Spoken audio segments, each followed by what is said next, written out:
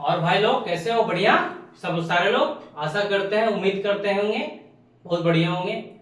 आज फाइनली बहुत दिनों के बाद मुखातिब हुआ हूं, तो आइए बताते हैं हम एक इस वीडियो में आपको बताएंगे कि नो कॉन्फिडेंस मोशन क्या है, अविश्वास प्रस्ताव क्या है। अभी चर्चा में बहुत ज्यादा है, आप लोग सुन रहे होंगे। मणिपुर का घटना हाल फिलहाल में हुआ है भाई।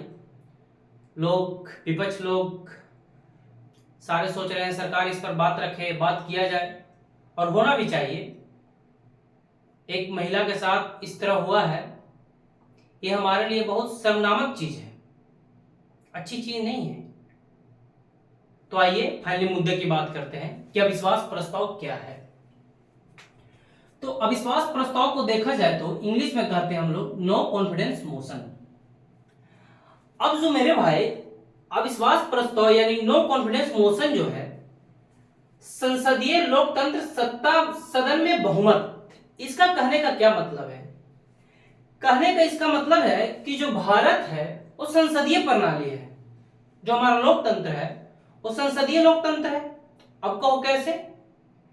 क्योंकि यहां पे देखिए कह रहा है सत्ता में बहुमत, सत्ता जो सदन में बहुमत है, तो भैया यहाँ पे सरकार कौन बनता है? जिसका सबसे ज्यादा बहुमत होता है वही सरकार चुनकर आता है। आपको हम नेक्स्ट बाय नेक्स्ट बताते रहेंगे। और जो मंत्रिपरिषद है, आर्टिकल 75 थर्ड में लिखा हुआ है कि लोकसभा के प्रति उत्तरदायी होता है। हम बताएंगे आपको अविश्वास प्रस्ताव क्या है, थोड़ा सा इसको पहले हम बेसिक कंसेप्ट क्लियर कर दें। तो 75(3) में कहा गया है कि मंत्रिपरिषद लोकसभा के प्रति उत्तरदायी है। अब आपके दिमाग में आ रहा होगा भाई कि मंत्रिपरिषद लोकसभा के प्रति उत्तरदायी कैसे है? फाइनली जो हमारा देश है, संसद जो है मेरे भाई, उसमें लोकसभा भी होता है और राज्यसभा भी होता है ना? बोलो।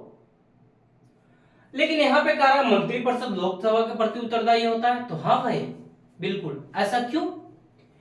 क्योंकि मेरे भाई जो हम लोग कैंडिडेट चुनते हैं, जैसे कि आपका कोई क्षेत्र है, वहां से एक एमपी चुने, एक एमपी को यहां से चुने, एक एमपी से यहां से चुने। अब यहां से क्या करते हैं हम लोग? मंत्रियों का चुनाव करते हैं, एमपी चुनते हैं ना, फाइनली जाके मंत्री बनते हैं और फिर जनता की बातों को रखते हैं।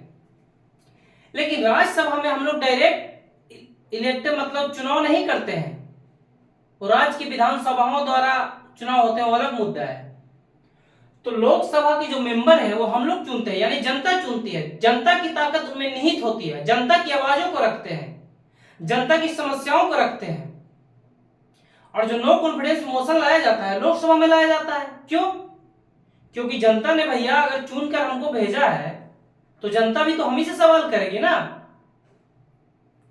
ठीक है, यहां पे समझ गए होंगे। उत्तरदायित्व और बहुमत प्रशिक्षण करने हेतु लोकसभा में तंत्र अविश्वास प्रस्ताव लाया जाता है। अब आपका जो मुद्दा है मेरे भाई, यहां पे आ रहा है कि उत्तरदायित्व और बहुमत प्रशिक्षण करने हेतु लोकसभा में तंत्र बहुमत मतलब अविश्वास प्रस्ताव लाया जाता है। तो उत्तरदायित्व क्या है? अब हम सरकार को चुन लिए, तो हमारे प्रधानमंत्री नरेंद्र मोदी जी हैं। अब जब सरकार के चुन लिए भाई हम लोग, तो सरकार की जिम्मेदारी बनती है कि जनता के हित में काम करे, जनता के कल्याण के लिए काम करे। सरकार की उत्तरदायित्व बनता है ना। 5 साल के लिए सरकार हम लोग चुनकर भेजते हैं, हमारी आवाजों को जाकर पार्लियामेंट में कहती है, बोलती है सॉरी, तो क्या है? जनता की बातों को रखेगी। तो उत्तरदायित्व यानी जनता का जो वेलफेयर, लोक कल्याण के लिए जनता जो चुनती है उसका उत्तरदायित्व का निर्वहन करेगी ना सरकार। तो इसीलिए अविश्वास प्रस्ताव लाया जाता है। ठीक है, आगे बताएंगे हम आपको। विपक्षी दलों द्वारा सदन में पेश सरकार द्वारा बहुमत सिद्ध करना। अब जो ये पेश किया जाता है मेरे भाई, विपक्षी दलों द्वारा पेश किया जाता है। जैसे कि भारत में किसका पार्टी है? बीजेपी का सरकार है। विपक्षी में सबसे बड़ा पार्टी कौन है? कांग्रेस आपका है। अब जो विपक्षी दल का सरकार है वही अविश्वास प्रस्ताव लाएगी। बात समझ रहे हो ना? अब अविश्वास प्रस्ताव लाने के लिए क्या करना पड़ता है उसे भाई? क्यों लाया जाता है अभी बता दिए ना कि उसको उत्तरदायित्व, फाइनली सरकार का क्या उत्तरदायित्व है। जैसे मणिपुर मामला में सरकार बात नहीं करना चाह रही है, तो अविश्वास प्रस्ताव लाया जाएगा तो उसको मजबूरी है सदन में उपस्थित होना होगा। अविश्वास प्रस्ताव में उसे बोलना होगा कि हमने जनता के लिए किया, ये कर रहे हैं। तो यही एक जरिया है कि जनता की आवाजों को रखा जा सकता है। बात समझ रहे हो ना। और ये केवल लोकसभा में ही पेश किया जाता है। अभी आपको बताया ना, केवल लोकसभा में पेश किस लिए किया जाता है मेरे भाई? क्योंकि जनता द्वारा ये चुने जाते हैं तो जनता के प्रति उत्तरदायी होते हैं, इसलिए लोकसभा में पेश किया जाता है। और जब भी मेरे भाई ये अविश्वास प्रस्ताव लाया जाएगा सदन में, उसके लिए 50 एमपी का समर्थन जरूरी है। ये जो है मेरे भाई अविश्वास प्रस्ताव, नो कॉन्फिडेंस मोशन, कोई भी जो सदन का मेंबर है ला सकता है, लेकिन बशर्ते उसे 50 मेंबर का समर्थन चाहिए ही चाहिए, एनी हाउ चाहिए, तभी ये लोकसभा में अविश्वास प्रस्ताव लाया जा सकता है।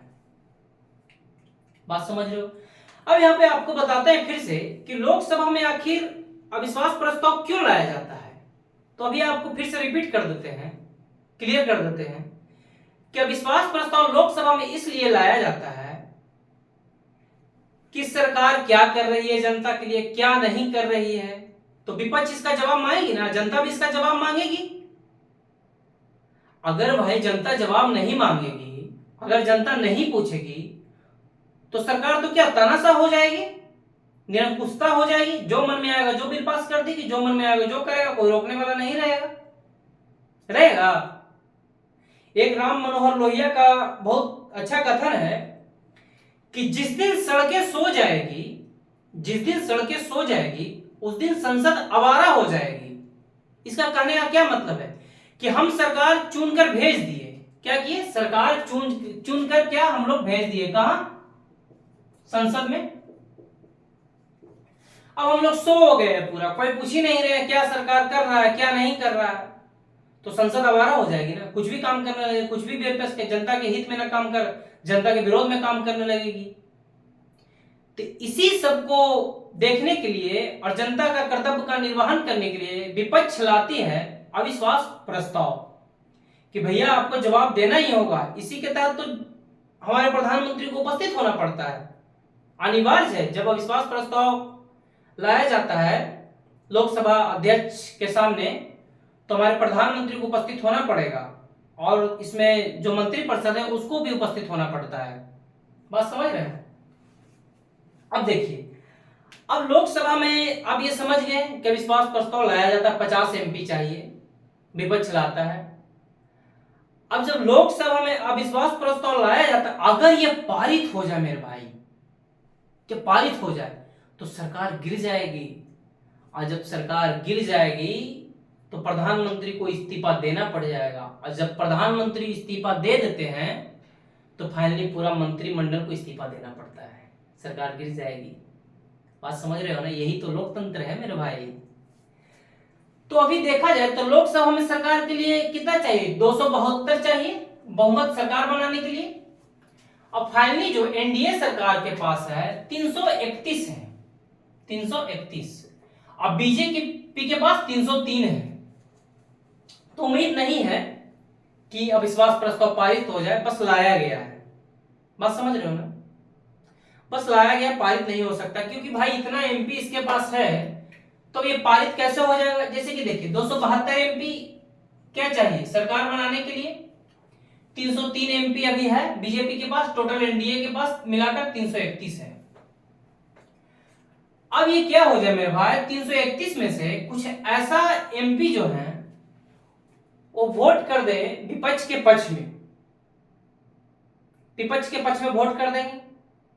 अब कैसे वोट कर देंगे, चलो उसको सरकार से पसंद नहीं है कि नहीं भैया हम बीजेपी की तरफ से नहीं रहेंगे, और वोट उधर से कर देंगे। तो क्या हो जाएगा, जो एमपी है, अब यहाँ पे सरकार क्या हो जाएगा, 272 जो सीट है वहां पे अपना कॉलम को पूरा नहीं कर पाएगी, तो सरकार अपना बहुमत खो देगी। और जब सरकार अपना बहुमत खो देगी मेरे भैया, तो सरकार गिर ही जाएगी ना, प्रधानमंत्री इस्तीफा दे देंगे ना, बोलो। अब ये कब कब लाया गया है, ये बहुत बड़ी बात है। बात समझ रहे हो ना। तो 1963 में जेपी कृपलानी जो थे पंडित नेहरू के विरुद्ध लाए थे। अब कैसे लाए थे, क्यों लाए थे? देखिए 1962 में जो हुआ था, भारत और चाइना का बैटल हुआ था, युद्ध हुआ था, वार हो गया था। उसमें भारत को शर्मनाक स्थिति से हार का सामना करने पड़ा था। बड़ा दुख की बात है, लेकिन फिर भी हमारे जवानों ने लोहा लेते हुए सामना किया था। ऐसा नहीं है कि हमारे जवानों ने डर गया था।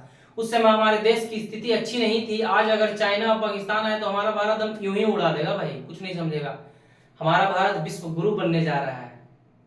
बात समझ रहे हो? आज का भारत और 1947 का भारत में बहुत अंतर है मेरे भाई। एक समय था कि अमेरिका हमारे विपक्ष में रहता था, आज हमारे पक्ष में है, अच्छा दोस्त है। तो अंतरराष्ट्रीय स्तर पर कोई अस्थायी दोस्त और कोई अस्थायी दुश्मन नहीं होता है, बस सब फायदा का है। देख रहे आज अमेरिका को, आज हमारे प्रधानमंत्री आंखों मिलाकर बात करते हैं बाइडेन से। सब क्या है? नया भारत। तो 1962 में टॉपिक पे आते हैं, सॉरी 1962 में भारत चीन का युद्ध हो जाता है, बहुत भयानक। उसमें भारत की हार हो जाती है। उस समय पंडित जवाहरलाल नेहरू प्रधानमंत्री रहते हैं। तो अब ये हार क्यों हुई, इस पर चर्चा करने के लिए क्या हो सकता है, जेपी कृपलानी ने क्या किया भाई, अविश्वास प्रस्ताव लाया। हालांकि पंडित नेहरू कह दिए थे कि ये पारित नहीं हो सकता, हमारा सरकार गिर नहीं सकती है, क्योंकि उस समय नेहरू का कद बहुत बड़ा था यार। हार गए थे वो अलग चीज है, लेकिन फिर भी वो नियम है तो कॉलम को पूरा करने के लिए पंडित नेहरू उपस्थित हुए। अविश्वास प्रस्ताव लाया गया, 50 एमपी साथ होगा तभी तो लाया गया, ये नियम है। तो ये लाया गया अविश्वास प्रस्ताव, फाइनली ये पारित नहीं हो पाया। अविश्वास प्रस्ताव कितने दिन? 4 दिनों तक चला, 21 घंटे। अब कितने बार अविश्वास प्रस्ताव पेश किया गया? 27 बार अविश्वास प्रस्ताव पारित किया लाया गया है, लेकिन एक बार भी पारित नहीं हुआ मेरे भाई, एक बार भी पारित नहीं हुआ आज तक कोई सरकार के विरुद्ध नहीं। ऐसा नहीं है किसी सरकार के प्रति अविश्वास प्रस्ताव पारित हो गया होगा और सरकार गिर गया हो, ऐसा नहीं है। और सबसे ज्यादा अगर अविश्वास प्रस्ताव लाया गया है तो इंदिरा गांधी के समय में लाया गया है अविश्वास प्रस्ताव। अब आपको देखिए यहां पे कह रहा है कि क्यों लाया जाता है अविश्वास प्रस्ताव, तो फिर से आप रिपीट करते हैं, किसी मामले पर सरकार की जिम्मेदारी तय करना। कोई मामला है, जैसे कि सरकार काम कर रही है या काम नहीं कर रही है, तो अविश्वास प्रस्ताव लाया जाता है और पूछा जाता है कि भैया आपने सरकार के लिए क्या, जनता के लिए क्या कर रहा है, क्या कर रहे हैं, अभी तक आपने क्या किया है। इसलिए अविश्वास प्रस्ताव लाया जाता है सरकार का उत्तरदायी बनाना, कि भैया आप जनता के लिए उत्तरदायी हैं तो जनता के लिए आपको काम करना पड़ेगा, नहीं तो सरकार से हटिए आप। ये लोकतंत्र है। लोकतंत्र में कहा गया है जनता से, जनता द्वारा, जनता के लिए, be the people of India, हम भारत के लोग। यहाँ की शक्ति लोग में ही निहित है, जनता में ही निहित है सारी शक्ति।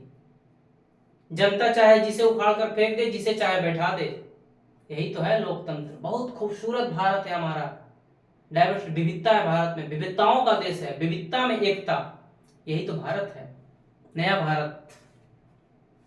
हमारे यहाँ पेड़ की भी पूजा होती है, पौधों की भी पूजा होती है, पत्थर की भी पूजा होती है, हर चीज की पूजा होती है, यही तो भारत है, सपनों का भारत। उत्तरदायी सरकार बनाना और देश को निरंकुशता से बचाना। अरे भैया अगर बात समझो आप, अगर सरकार आ गई 20 साल तक एकदम परमानेंट, जनता पूछ ही नहीं रहे उससे क्या करना है क्या नहीं करना है, कुछ नहीं पूछ रही है, बस जो मन में आ रहा है जो सरकार कर रहा है, विपक्ष कुछ पूछ ही नहीं रहा, तो सरकार तानाशाह हो जाएगी ना। देखिए नॉर्थ कोरिया को, आप तानाशाह कुछ नहीं बोलेगा, बोलिएगा कोविड हुआ गोली मार दिया उसको, तो क्या है ये सब तानाशाह। तो इसी को लेकर अविश्वास प्रस्ताव लाया जाता है। उम्मीद करते हैं आपको अविश्वास प्रस्ताव समझ में आ गया होगा। अगर समझ में नहीं आया हुआ तो कोई कमेंट आप कर सकते हैं, उसे हम जवाब देने का कोशिश करेंगे। Thank you.